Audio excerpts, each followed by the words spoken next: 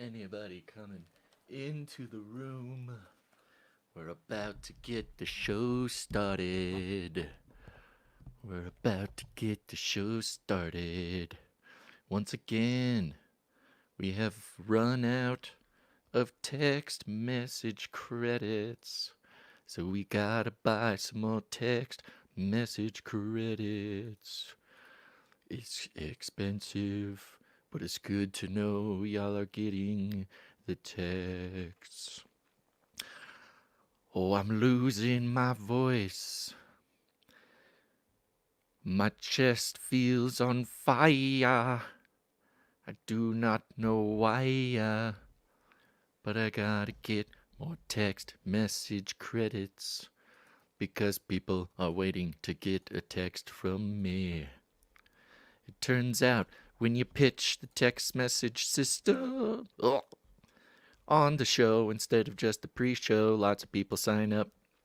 And when people sign up, it's more money for us to send a text message. It's only the 9th of August, and we had to purchase more text messages. This is crazy. All right, I'm going to send this out. This happens all the time. It says, sorry, you can't send a text message because you're out of credits. And then we buy the credits and try to send the text message again, and it says, sorry, you can't try to send the same message twice. They're all very important things for everybody to know. You can hear it. You can hear I'm losing my voice. Text the word canary to 877-740-3226, and you'll get a text message from me before all the shows start. You can text me back. I cannot hold a conversation with you because it's very expensive, but I'll see it, and I'll be very grateful. All right, once this timer runs out, we're going to hit some fake ads. Let's do it. Let's do some fake ads. Get this show started. In a world where survival is paramount and the wasteland throws its worst at you, only the strong can thrive. Introducing Emu Energy Drinks. With an apocalyptic powerhouse packed into every can, keeping you sharp, focused, and ready to tackle the wasteland with ease. An epic pick-me-up of haphazard chemicals, strong aftertaste, strange side effects, and unmatched rejuvenation. Emu Energy Drinks. Stay alert. Stay alive.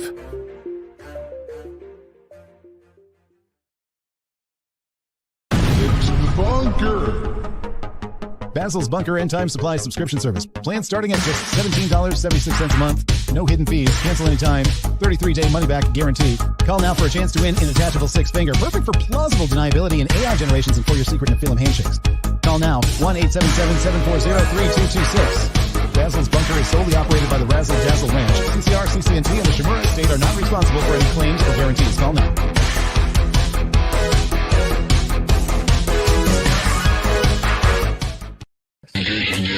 Welcome to Basil's Bunker, where we have many amenities in the advent of coming societal collapse. Bohemian Grove generators powered by Chinese lithium cobalt batteries. Anti-air defense systems rivaling the IDF Iron Dome. Endless end times food ration buckets. And recreational activities like emu wrangling or Monty Cat training.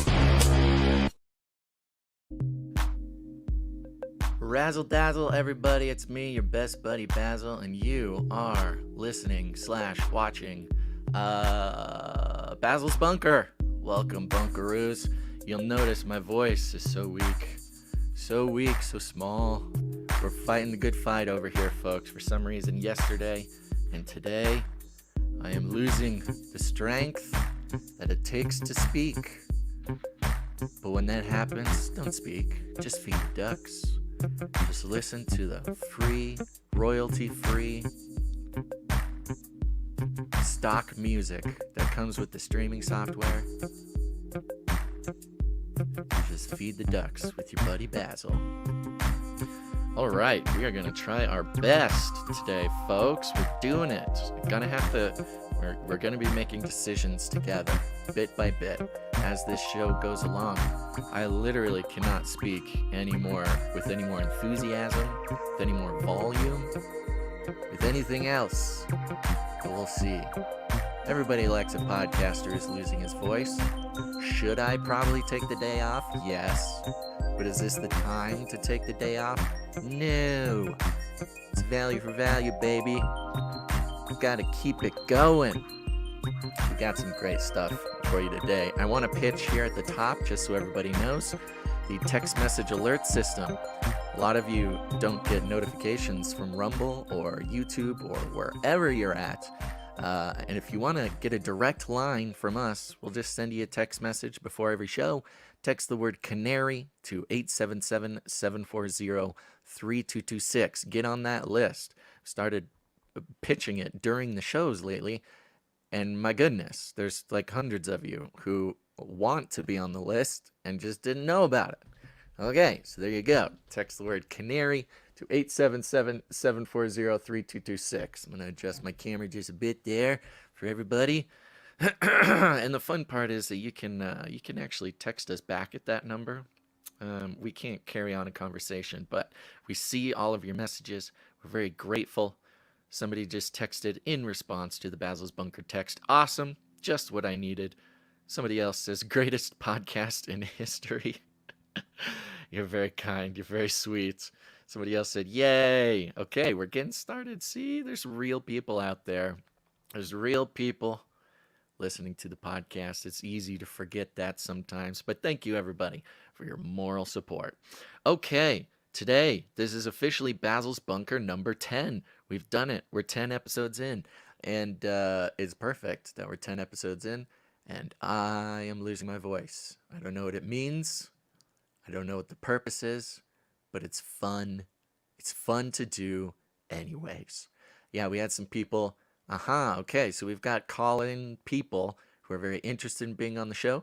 Keep an eye on the chat. Soon I will post the call-in number.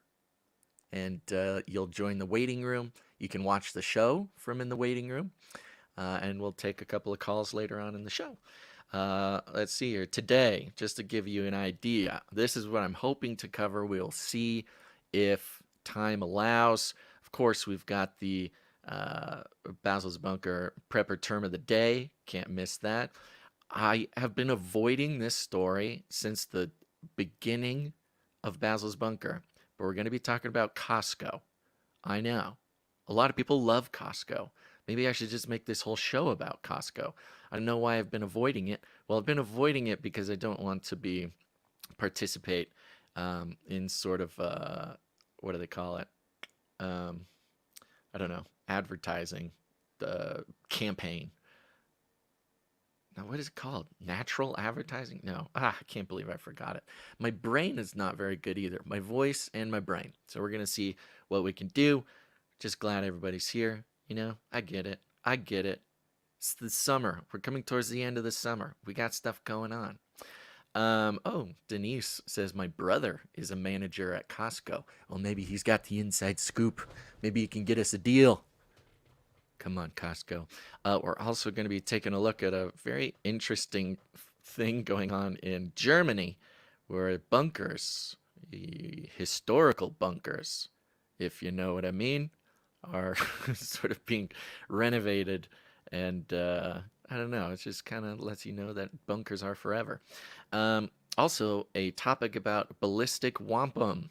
For any ballistic wampum traders out there, I found a very interesting story that I think is interesting in its own right, but I think with just a little bit of dissection and analysis, they're actually saying some stuff that they don't want to be saying. And so we can see if we can dig into that.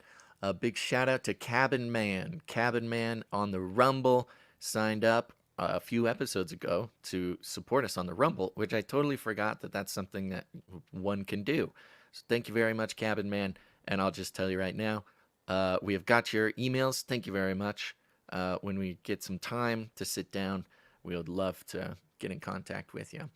Ernesto says he loves Costco. Titus. Oh, Titus Frost is here. What's up, Titus? Boom. Costco guys love them. All right. Well, that's funny. I guess we're going to talk about Costco. I'm not joking, folks. I've been avoiding this Costco story for so long.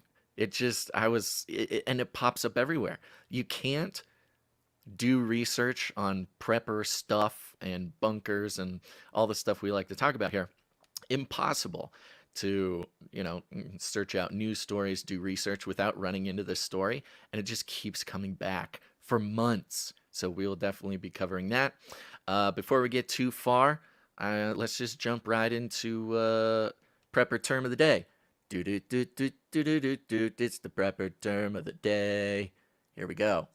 Prepper term of the day. This is all of us getting on the same page with language and lingo so we can sound cool in front of our cool friends. Today's prepper term of the day is the rule of threes. Rule of threes. It seems it's not as exciting or maybe as lingo-y as other things, but the more I read about the rule of threes, the more it seems like something we should all know about. So, rule of threes, definition, oops, you can live for 3 minutes without oxygen. You can go 3 hours without shelter in harsh environments, and 3 days without water, and 3 weeks without food. This is just a thing. Now, a lot of this, if you went to, oh my gosh, I can already tell my voice is going bad. A lot of this stuff I actually learned like in elementary school. I went to elementary school in one of these regions of the U.S. Where they taught the kids survival stuff because the surrounding area required that children do not get lost and die in the cold in the winter. So they taught us a lot of these survival things in elementary school. I'm gonna jump over here to urbansurvivalsite.com to give us just a little bit more on the rule of threes, the survival rule of threes. Here it is.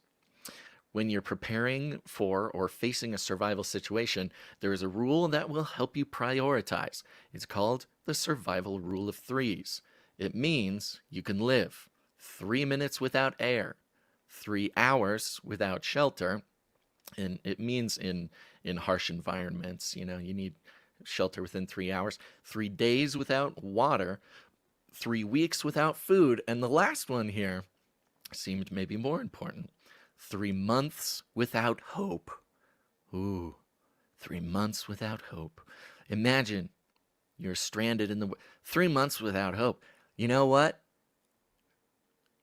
The way this year has been going, and the way innumerable amounts of people, you listeners, reaching out, responding to my own dissatisfaction with the way that the world has been going and the infuriating sort of series of bad events that is hitting all of us personally.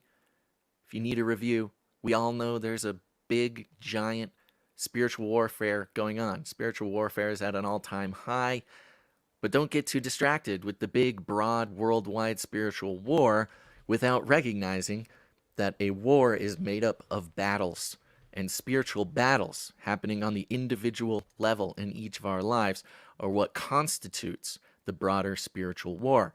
And winning and fighting and enduring in our individual spiritual battles together is what adds up to finding victory in the spiritual war corporately.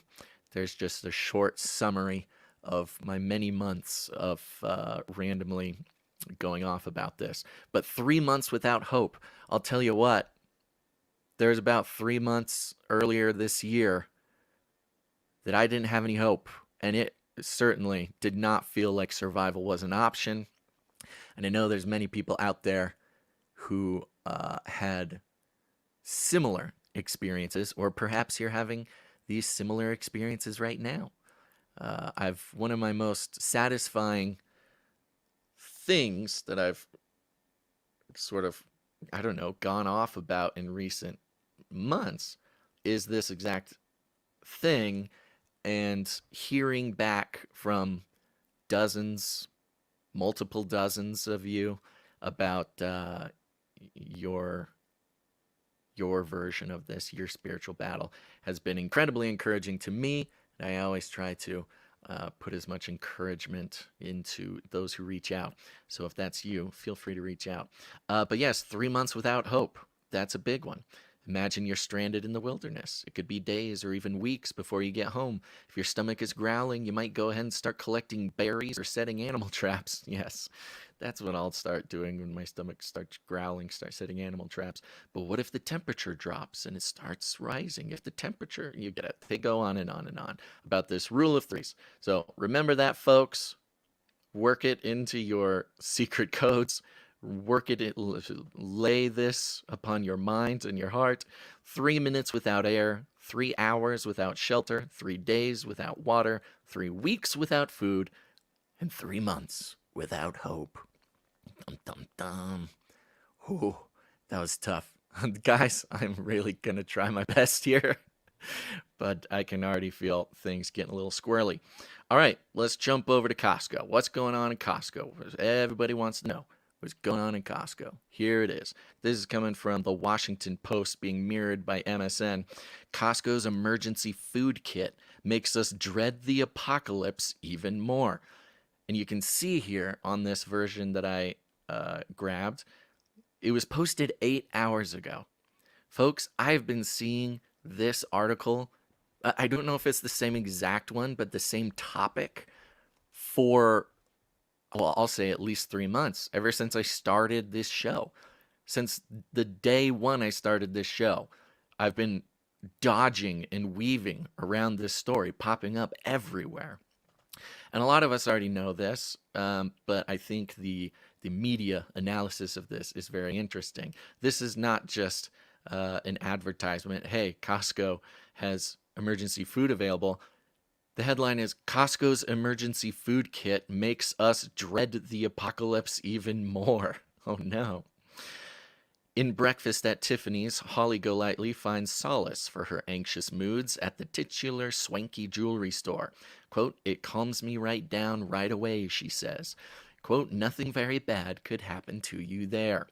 I feel that way about Costco. The sheer abundance surrounding me there is reassuring, as is the feeling that all of my needs could be met with only a swipe of plastic. A set of car tires, a pallet of multivitamins, a hot dog. Costco's got me covered. A sense of belonging? Why, just check out my membership card." And I think this is very interesting because, of course, in the theology of today, the economics where mammon rules all and the principalities and powers are trying so hard to convince us that meaning and purpose in our lives comes from our interaction with commerce, that commerce is the religion of America, but even more broadly the world. I mean, let's not giving anybody a break here. And we have these temples, these cathedrals of commerce, like Costco, where they seem bigger, much like the Catholic cathedrals throughout history. They're bigger than they need to be. Their ceilings are high to fit God. The pallet racks are 6 racks high, an unending abundance of provision and power, and anything can happen. The feeling of possibility in a Costco. It may sound funny, and it is funny, and to a degree, I'm using humor to make a point. But on a deeper level, I mean, this is the cathedral of at least secular religion in America, which is commerce, capitalism, these types of things. It truly inspires a sense of awe. I mean, sure, maybe if you've been going to Costco for a long time, you've lost that sense of awe and wonder that it can strike in you. But many of you who are familiar with the feeling of reverent awe and wonder, Costco specifically is seriously a testament to the blessings that commerce and capitalism have for us in a theological sense. But you know, I'm not a philosopher. It goes on. Given the variety on offer, it takes a lot for Costco shoppers to be surprised at what they encounter in the warehouse store aisles. But that happened last month when people, okay, so they're saying last month this happened. I've literally been seeing this story for many, many months. I would almost say this whole year, but okay. But that happened last month when people discovered large plastic buckets containing what was described as an emergency food supply of more than 100 servings. The meals needed only water to be added, and the stash would stay edible for 25 years, according to the package. Although the item or similar ones had been for sale for a while, as photos circulated around social media, some took it to be an ominous sign, perhaps a portent of the looming end times. Did the Costco overlords know something we didn't? And this is not a hot take, folks. This hot take has some sort of uh, principle of osmosis finally made to this mainstream person, but certainly people paying attention have made this connection. But another example of how Costco and stores like it sort of serve as a commercial cathedral, giving signs and portents, almost prophetic. What you find on the shelves of Costco and places like it can almost be implied as prophecy or prophetic items. A doomsday scenario doesn't feel so implausible. The planet is literally on fire, wars are raging, the American democracy is fraying like a holy sock. This was, recall, before the Olympics and the return of the Russian hostages managed to inject a little light into our gloomy news feeds of late. To me, it felt very on brand. Costco has always been about preparedness.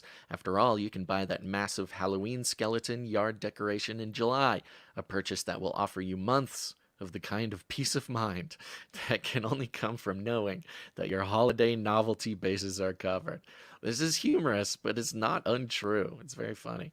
Leave it to Costco to have just what you need for any event, whether it's an awkward office birthday celebration or a zombie invasion.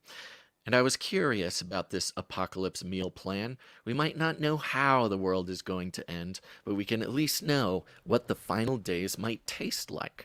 I couldn't locate the bucket at my local store, so I ordered one from the Costco website that offered a variety of dishes. This is also an interesting prophetic aspect of Costco, is depending on your geographical location, the geographical location of your Costco, might have some signals as to whether it is at risk for disaster or maybe not so much at risk for disaster.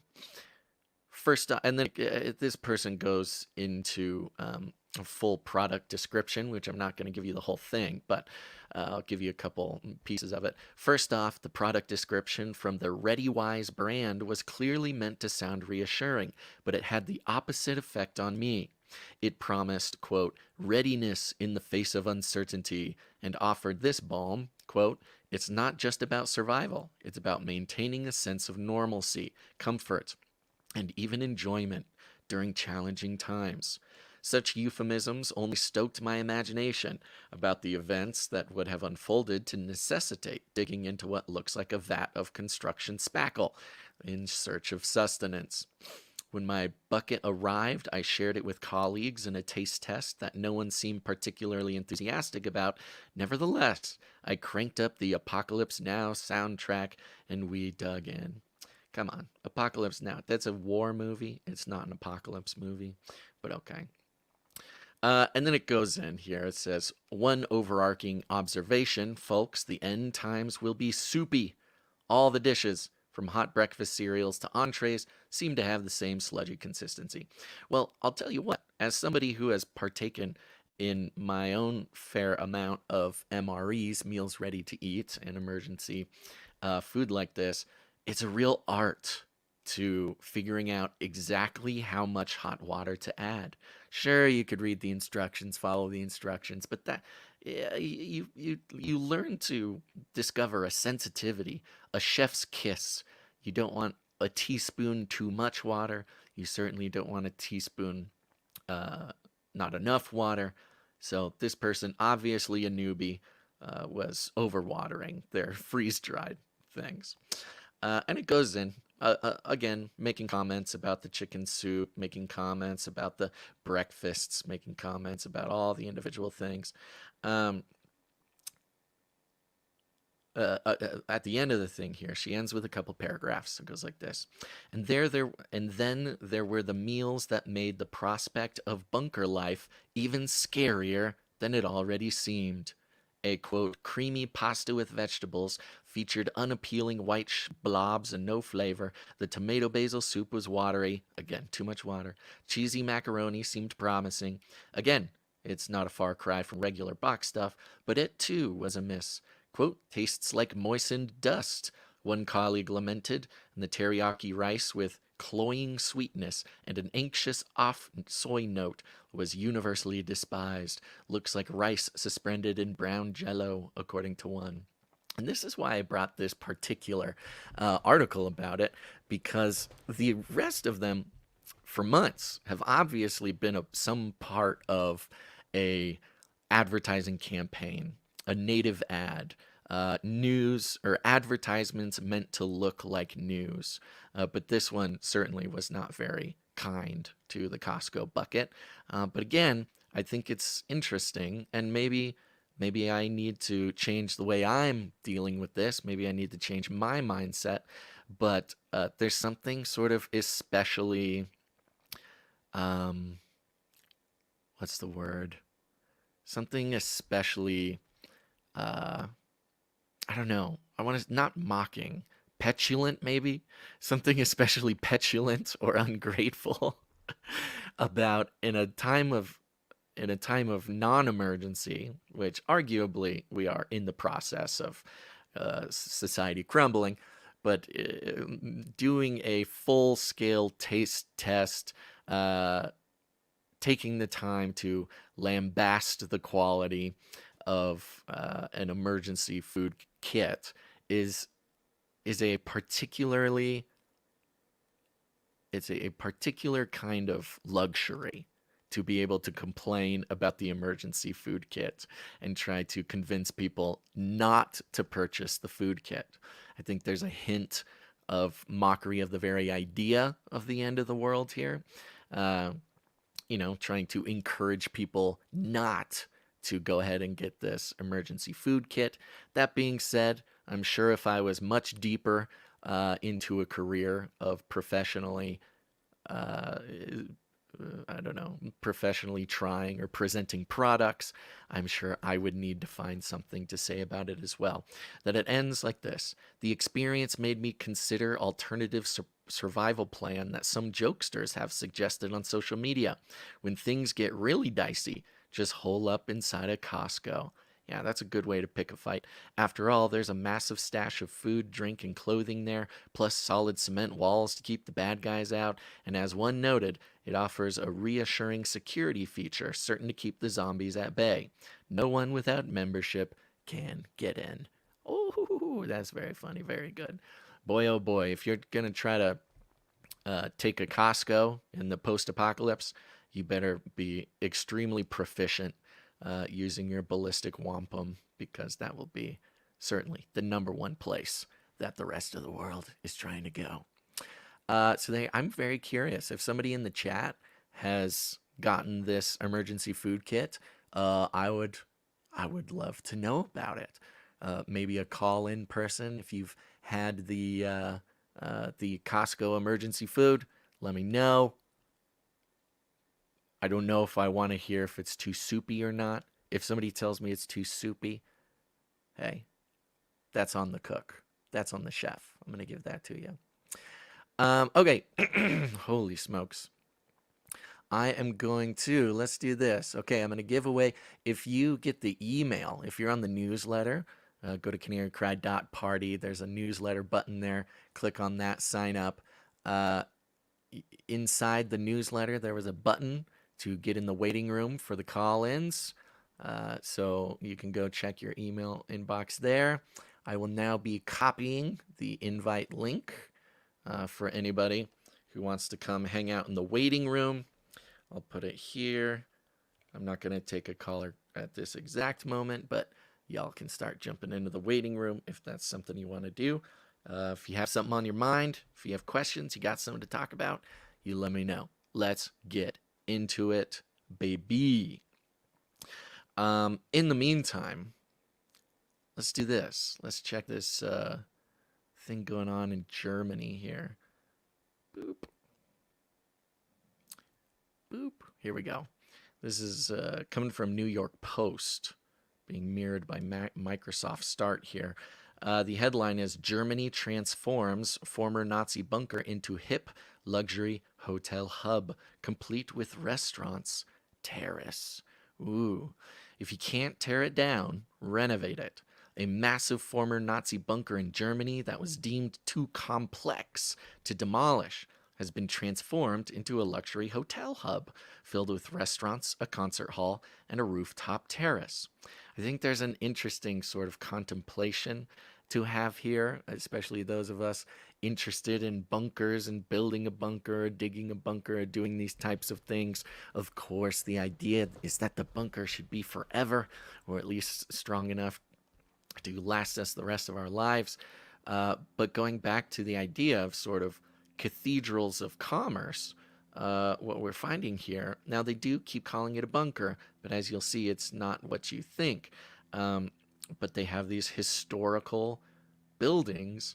In this case, they could be, considered cathedrals of survivalism, cathedrals of a dark history, cathedrals of terror, all these sorts of things. These monoliths, these gigantic monoliths over in Germany, that, as we'll read here, they cannot destroy. The 5-story structure in Hamburg's St. Pauli district has loomed over the city for decades as one of the largest bunkers in the world with a dark history tied to the Nazi regime. Now, its gray concrete roof has been topped with greenery as part of a 5-year, $100 million renovation project that includes a 134-bedroom hotel, a 2,000-seat concert hall, and a community garden for locals to enjoy.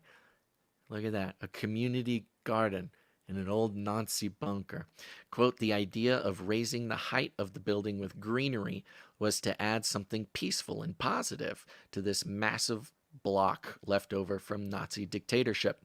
And Anita Engels from local Hildegarden Neighborhood Association, you can see here they've got this image, and they've got a couple of different images, and it's this gigantic, brutalist, very Nazi looking structure that's sort of right in the middle. Here's an aerial view of a different one, and apparently these things are all over the place.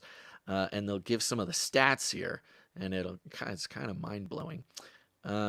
During World War II, the Nazis built the St. Pauli bunker in 1942 as a series of massive flak towers that served as shelters during air raids, as well as propaganda for Hitler's rule over Germany. So the structures themselves are propaganda. This is similar to, again, going back to cathedrals in a way, that they were meant to be awe-inspiring. They were meant to send a message. They were meant to emit this idea of power and strength, both of God, but also of the church, the Catholic Church, or whatever church is building them. The medium is sort of the message here, and where a cathedral, the message is, God is big, come be invited into the gigantic shelter in which God resides, and see the power and dominance of the church, things like this. In this case, the building itself is propaganda. This gigantic, imposing, brutalist, crazy building just right in the middle of these towns. Now they'll give some stats here. 2 Nazi-era bunkers were built in Hamburg, 3 in Berlin, 3 others in Vienna. All remain standing today except for one of the Berlin structures, which was demolished due to safety risks. Officials have warned that the explosives required to take out the bunker, which have exterior walls more than 8 feet thick and a roof consisting of 11.5 feet of reinforced concrete, would pose too big a risk for the heavily populated areas. The St. Pauli complex held up held up to 25,000 civilians during the July 1943 Allied bombings of the Operation Gomorrah, which left the city of Hamburg devastated.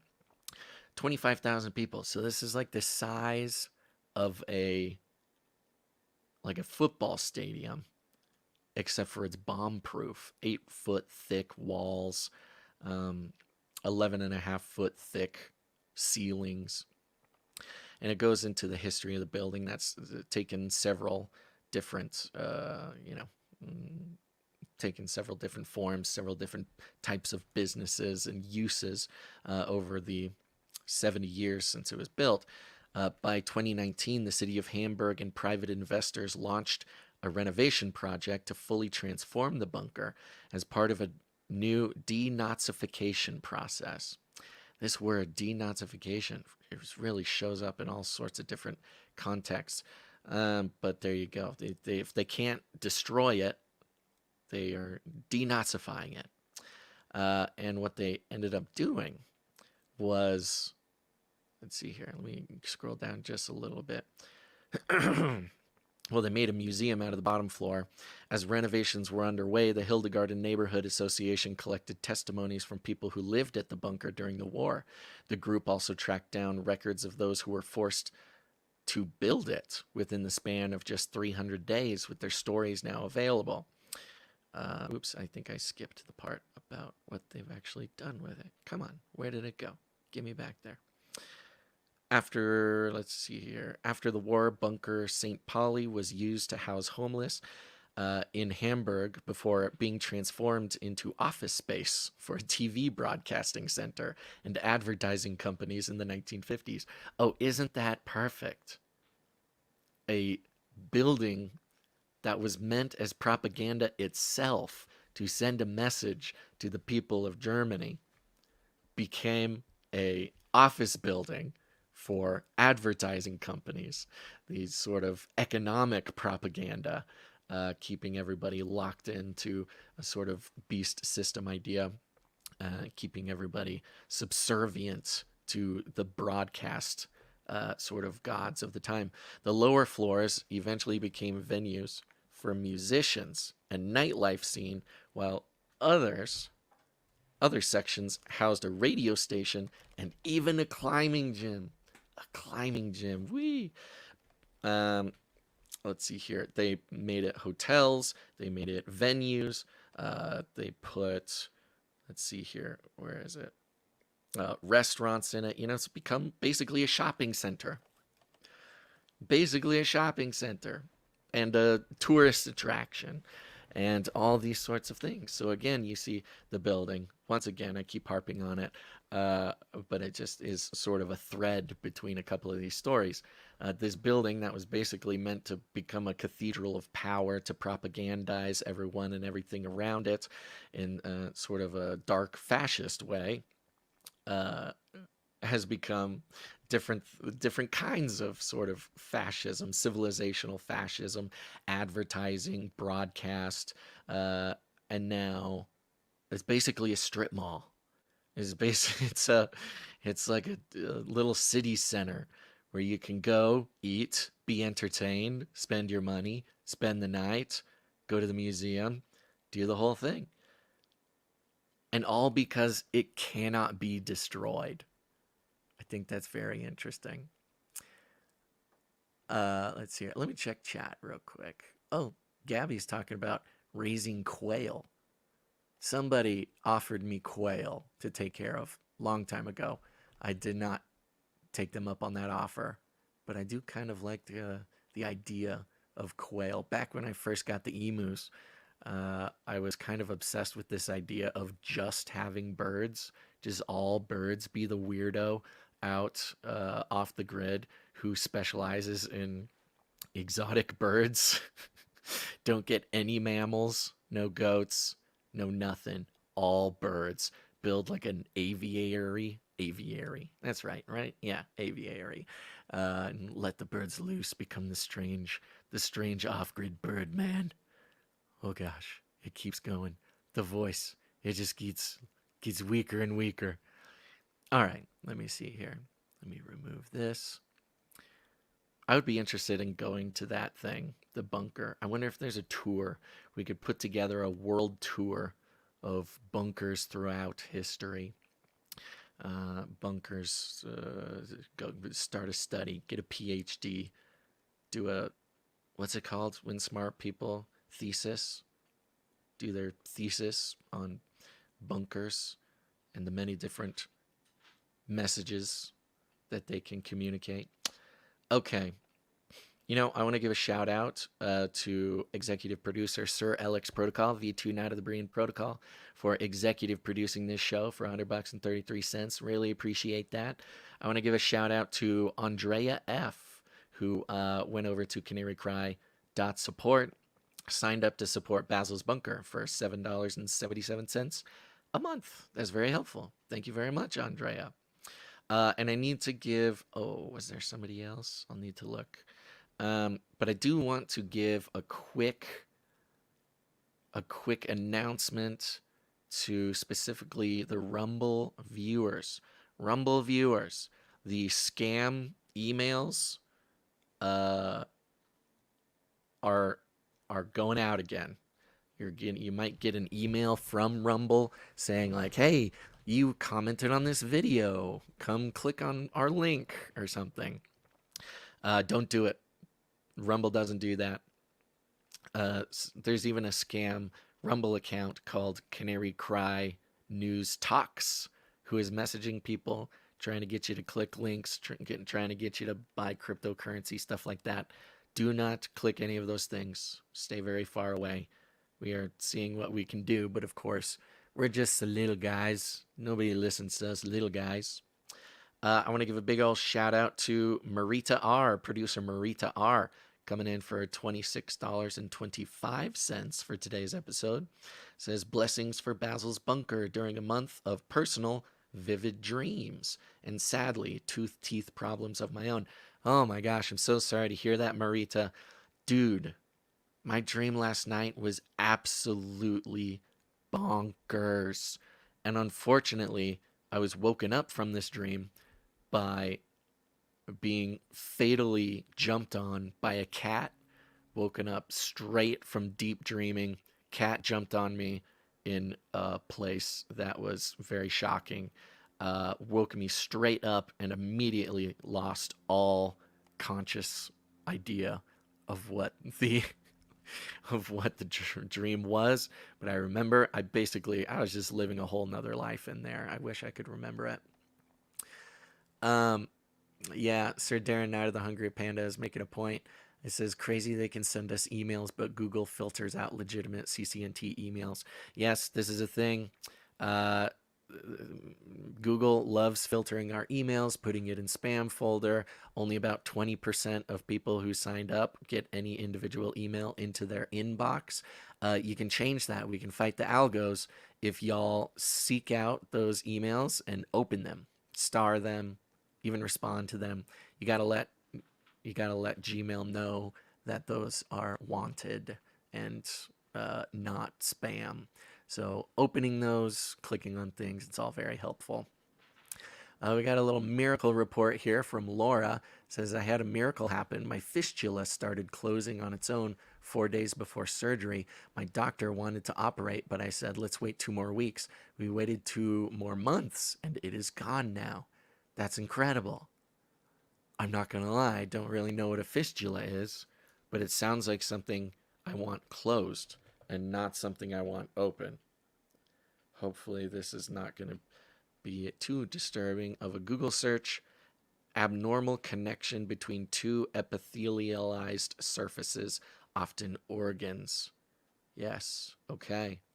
Well, I'm glad it's gone. Very impressive. Very impressive, Laura. Thank you, Lord, for Laura's amazing miracle there. Okay. I can feel myself getting weaker, so I'm going to take you through a very interesting article here. This one really caught my attention. I'm going to try to do it in the most efficient way possible, but reading this article caught my attention for a couple reasons, and this is for my 2A people out there. Wow, my voice is just gone. Um, so another strange thing is unless you have Apple News, you cannot get this version of the article. I've got an Apple News subscription. It gives me access to a lot of the like paid news things, so I can get stuff for the shows without having to finagle everything. And I tried looking for this article off of Apple News. They have a version of it that does not include what I find to be the most disturbing parts.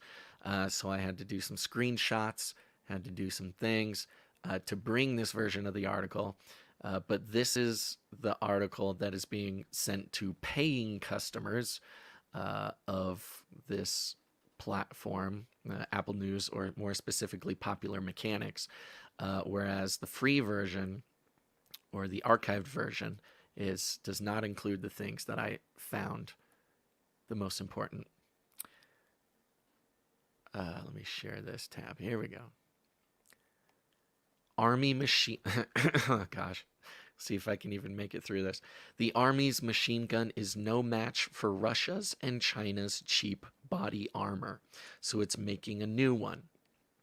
For the first time in 50 years, the U.S. Army is developing new rifles. Will these weapons be strong enough to take on modern body armor? So that's kind of a key to the whole thing here, and a key that was not included in the other versions. In a stately red brick building at the Picatinny Arsenal in New Jersey, two imposing weapons hang on the wall at one end of a conference room. Both are military machines designed to kill. Ooh. One is the XM7, a new service rifle the U.S. Army plans to equip thousands of its soldiers with, replacing the standard issue M4 carbine. They'll both fire a new kind of ammunition. And this is the key here. Bullets with a caliber of 6.8 millimeters that the Army hopes will better penetrate modern body armor than the smaller 5.56 rounds used in the existing M4. One of the military's growing concerns is the influx of inexpensive bulletproof protection worn by Chinese and Russian soldiers. Sure, okay.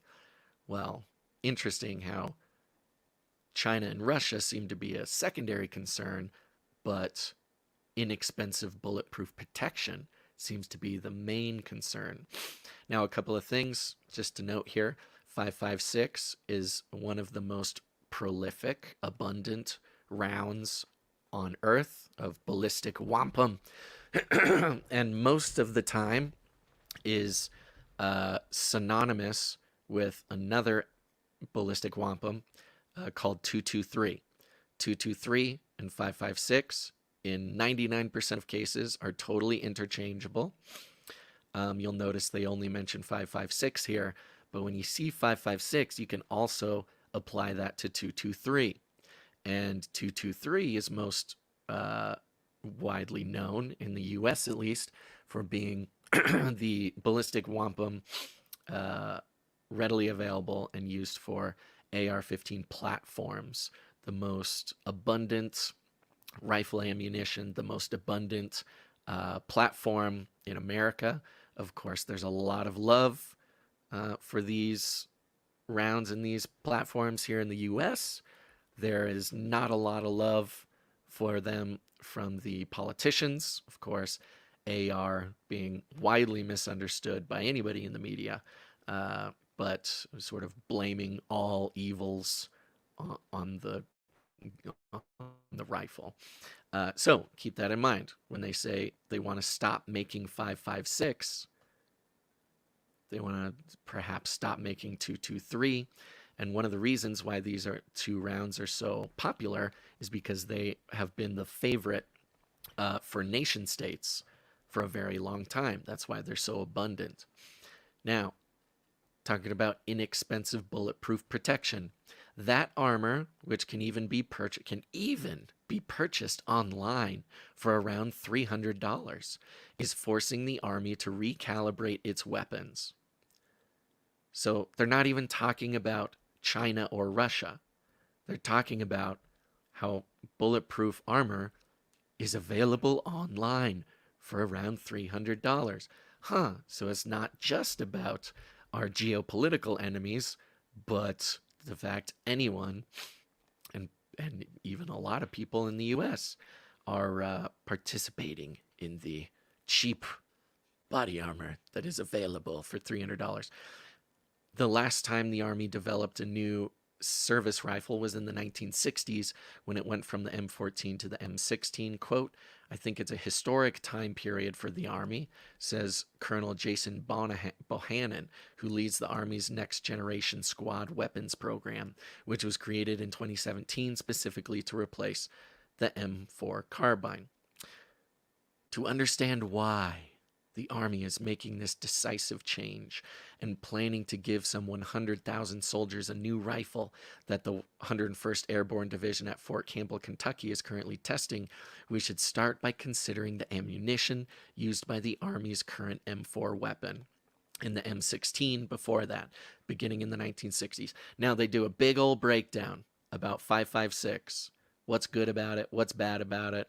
Blah blah blah. It's this really long thing. If my voice wasn't absolutely gone, I would probably go into it a little bit more. But remember, when they talk about the Army making a change, they're not just talking about the Army making a change. They're talking about the defense industry as a whole. For many decades, the defense industry has been mass producing 5.56 and 2.23 mainly because of its military uses. The mass production of these ballistic wampum is part of what has made it such a favorite for Second Amendment people in the U.S. This is a big deal. But now they're saying, hey, well, maybe we should cut down. Maybe we should cut down on the 5.56, 2.23 thing. Maybe we've made enough of it. Maybe we should make less of it.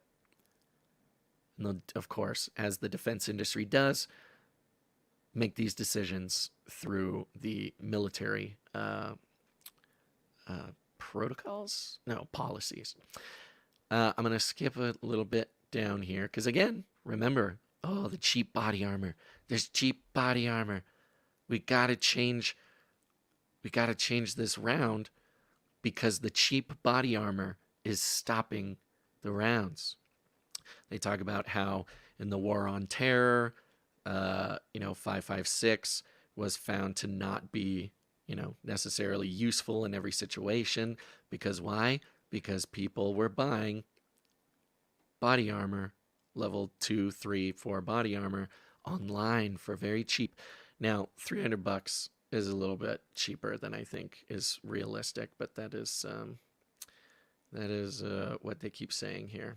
Sorry, I'm scrolling through because I want to just, and one mention of that in the article, and this is the difference between this article and the other articles, was that one mention of body armor, and oh, by the way, it's the cheap kind that everybody can buy.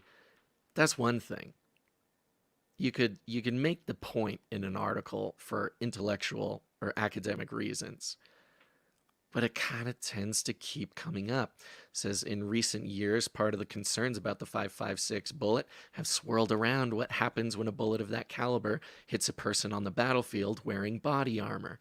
Back in 2017, Lieutenant General Mick Bednarek, who is now retired, testified about that issue in front of a hearing on small arms held by the U.S. Senate Committee on Armed Services.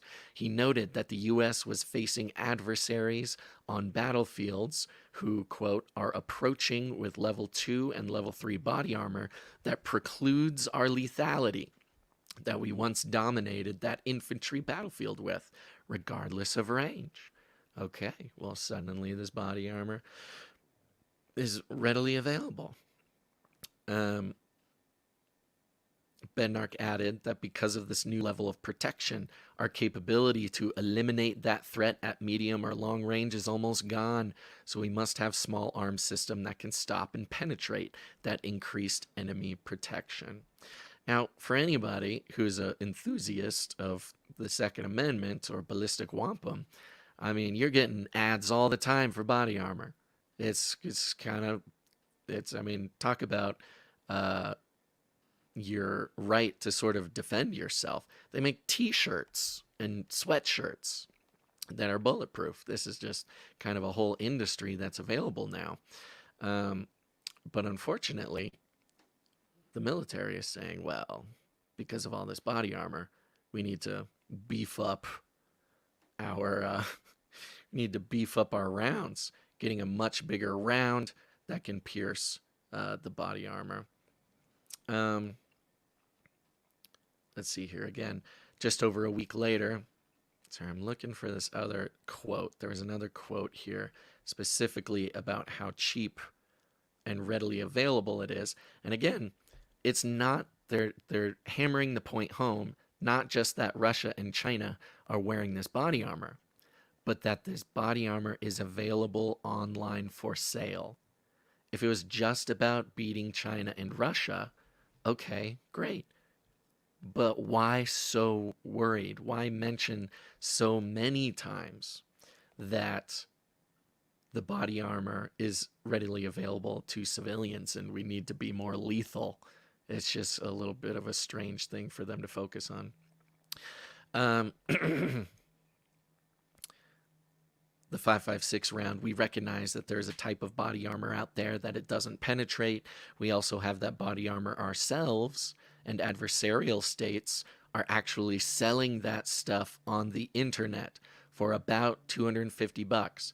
So they're saying anybody who's purchasing body armor, they're implying that any American who's purchasing body armor, I don't know, in the case that some crazy people start burning down their businesses, start making trouble in their communities, those people who are getting body armor, not just, they have body armor, but they are receiving the body armor from adversarial states. Now, of course, there's American companies making body armor. In fact, I would maybe say the only body armor you want to trust is coming from an American company. But now they're equating the existence of affordable body armor with the actions of adversarial states, which I think is a very powerful piece of messaging. And again, another reason why they want to cut back on the bountiful 5.56 223, the favorite round, I would say, of the American Second Amendment fan. Cut back on what previously seemed to be almost an endless supply of this thing available. If they're not making it for the military, they're going to stop making it. And they're going to be making this 6.8 millimeter round, which is much bigger. That's basically the point that I wanted to make about this. I could go into it, but obviously my voice is getting worse and worse. And so what are we going to do? How long have we been going? Okay, we can go in almost an hour. We've got a caller in the waiting room. We'll try to take this caller, see what's up, and then probably send me off either to get some tea with ginger and lemon and honey, or I'll just go out back, dig a big hole recreationally in the dirt, and just bury myself there. And maybe a basil tree will sprout, and then I'll be better. All right, let's do this. We got a caller on the line here. We got Sir Socks, Knight of Argyle. What's going on, bro? Hey, Basil. My voice isn't that great either right now. Yeah, what is going on? But I'm hanging out here with the goats. If you can see them there. Oh my gosh. Yep. Oh, that's a good looking goat. That's the babies. Cute.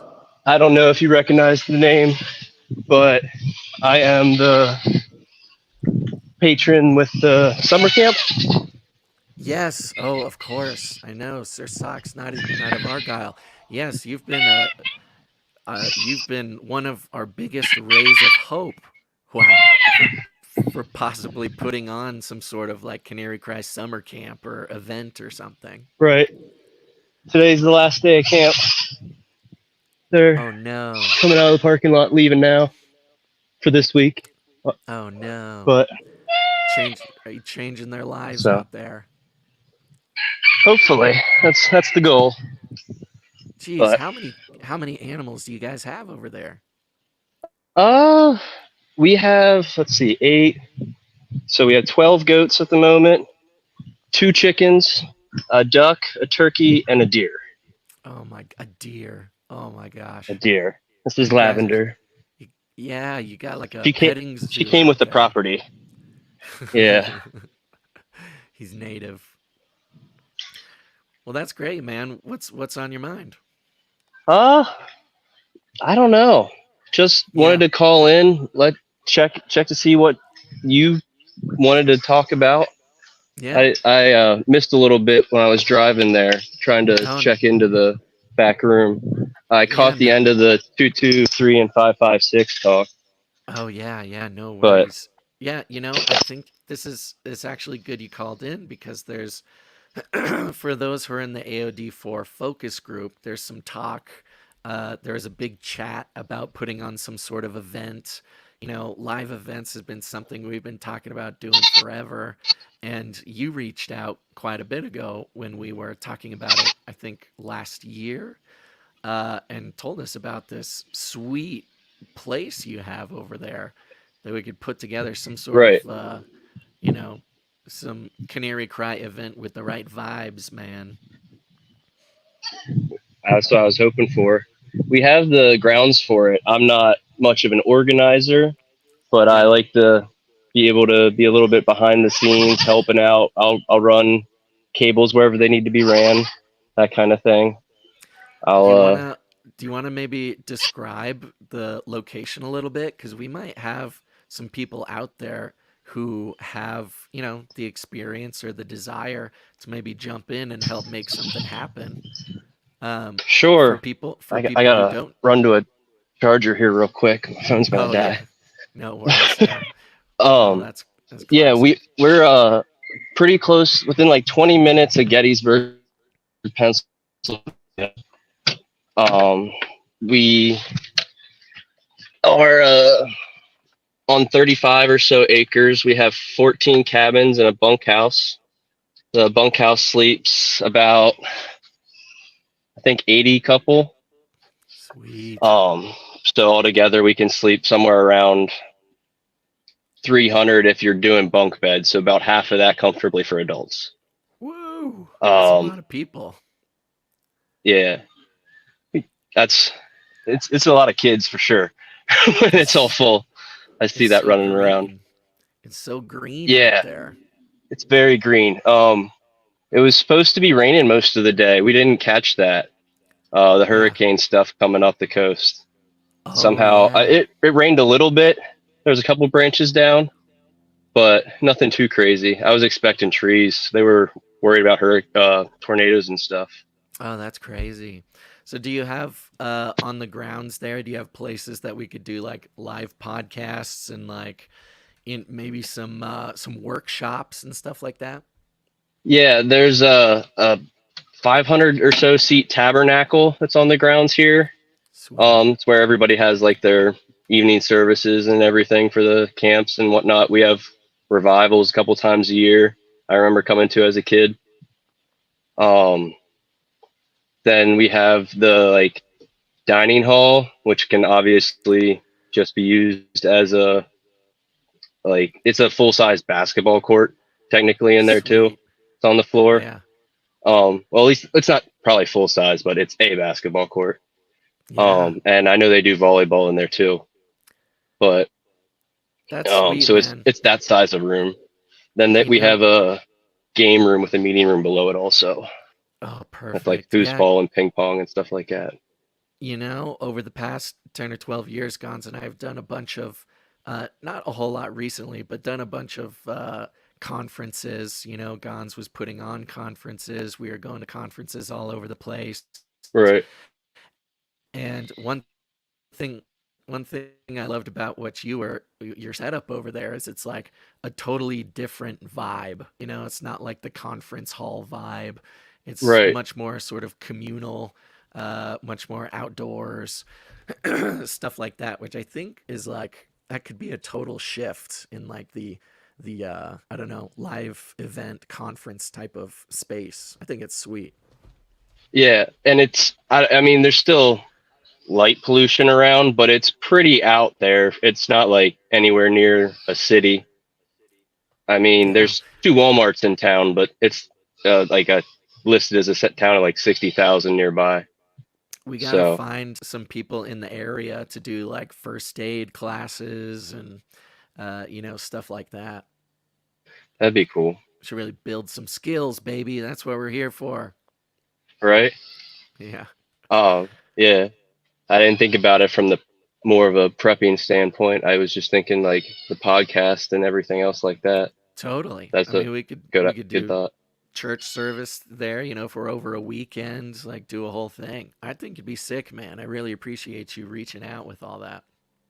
Oh yeah. And I so, mean, it's set up for kids, but I think adults can have a lot of fun here. oh yeah, oh yeah, I think it'll be even more fun. So anybody out there, if you're a event planner, if you have experience or want experience or have any ideas for an event like this, we can start getting people together, putting together the team of producers, figure out something cool, and then maybe find like a shoulder season or off season time to get out there, get all the Canarians in one spot. Yeah. I mean, there's a ton of pine trees, so even in the fall and winter, it's pretty green out here.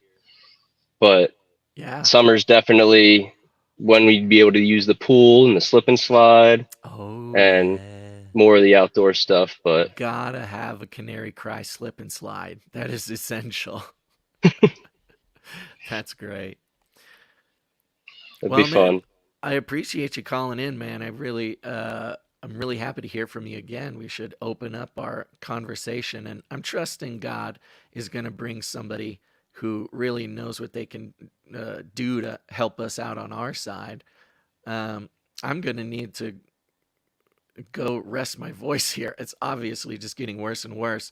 But did you have anything else you wanted to let everybody know about, or want something you wanted to talk about?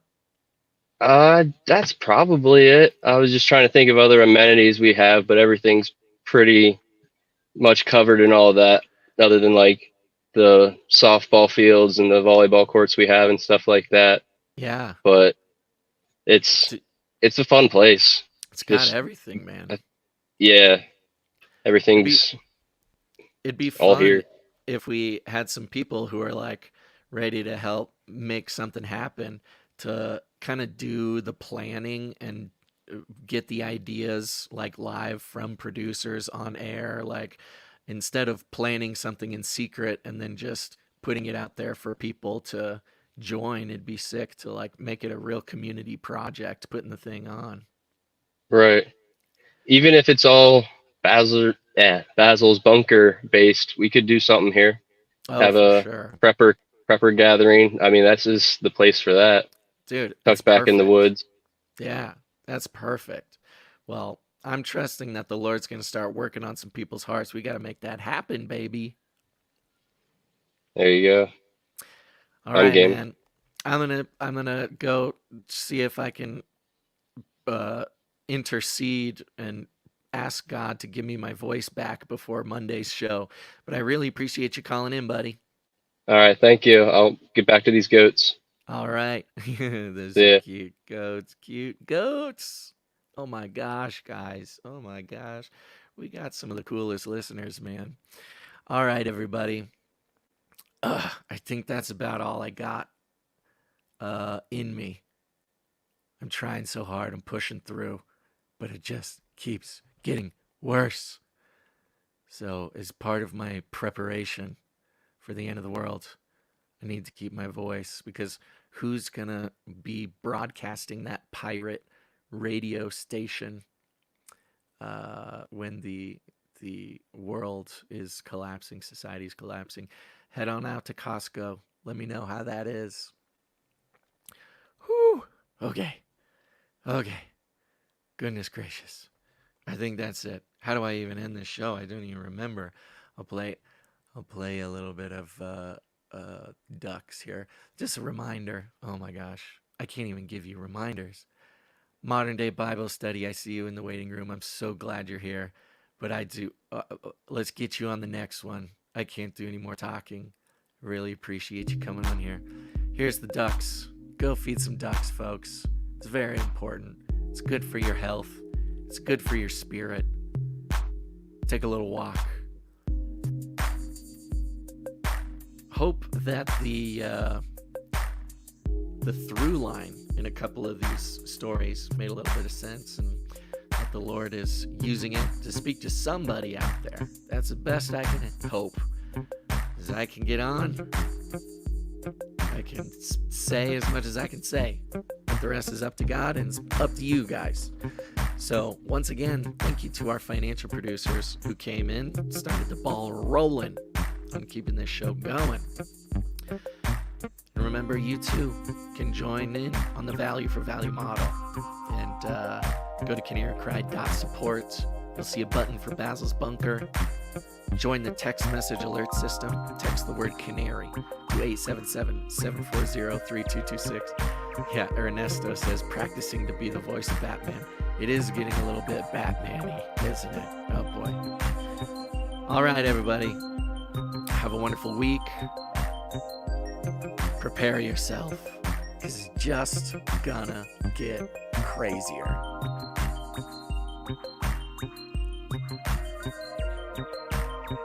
Bunk it up. Bunk it up, Bunkaroos. Oh my gosh. Okay, I got it.